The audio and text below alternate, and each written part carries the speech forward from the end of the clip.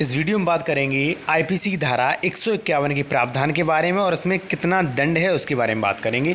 और साथ में एक बहुत ही महत्वपूर्ण टॉपिक पर बात करेंगे कि आईपीसी की धारा 151 और सीआरपीसी की धारा 151 दोनों ही धारा 151 हैं, इनमें अंतर क्या है। लेकिन दोनों ही अलग अलग हैं, आईपीसी और सीआरपीसी। बात करेंगे इनमें अंतर क्या है। चलिए सबसे पहले हम बात कर लेते हैं आईपीसी की धारा 151 के बारे में। अगर बात करें आईपीसी की धारा 151 के बारे में तो यहाँ पर 5 या अधिक व्यक्तियों के जमाव को बिखेरे जाने का समादेश दिए जाने के पश्चात उसमें यह जानते हुए सम्मिलित होना या उसमें बने रहना। देखिए अब साधारण भाषा में आपको बता दूं कि जहाँ पर कोई 5 या 5 व्यक्ति से अधिक हैं और वह लोग शांति भंग करते हैं, मान लीजिए 5-6 लोग हैं और वह कहीं रोड पर ट्रैफिक जाम करते हैं, वहाँ पर नारेबाजी करते हैं जिससे लोगों को आने जाने में दिक्कत होती है, या मान लीजिए जो भी पुलिस प्रशासन आता है वहाँ से नहीं हटते हैं, तो ये जो कंडीशन है ये आईपीसी की धारा 151 के अंतर्गत आती है। लेकिन मैं आपका एक डाउट और क्लियर कर दूं कि अगर मान लीजिए यहाँ पर लोग इकट्ठा हुए, अगर उन्होंने हिंसा शुरू कर दी, मारपीट शुरू कर दी, तो ये बलवा हो जाएगा, ये 151 का मैटर नहीं रहेगा।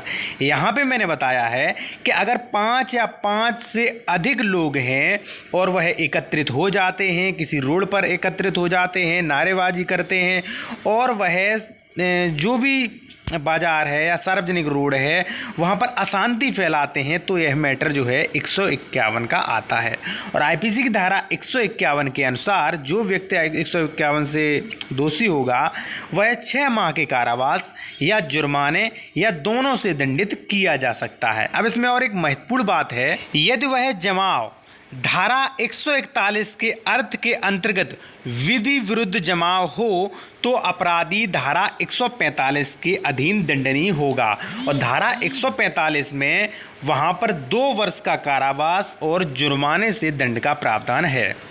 देखिए यहाँ पर मैंने आपको स्पष्ट कर दिया कि धारा आईपीसी की धारा 151 में प्रावधान क्या है, और मैंने ये भी स्पष्ट कर दिया कि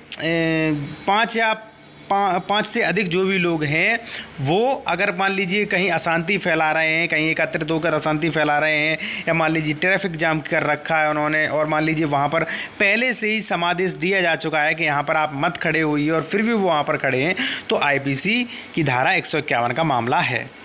अब मैं बात करूंगा सीआरपीसी की धारा 151 के बारे में। देखिए ये तो हो गई आईपीसी 151। देखिए आईपीसी 151 का अधिकतर प्रयोग होता है, कई पार्टियां जो होती हैं वह ट्रैफिक में मान लीजिए बीच रोड पर आ जाती हैं, नारेबाजी करते हैं, तो पुलिस वहाँ पर देखिए उन्हें गिरफ्तार करके थाने में ले जाके बंद कर देती है।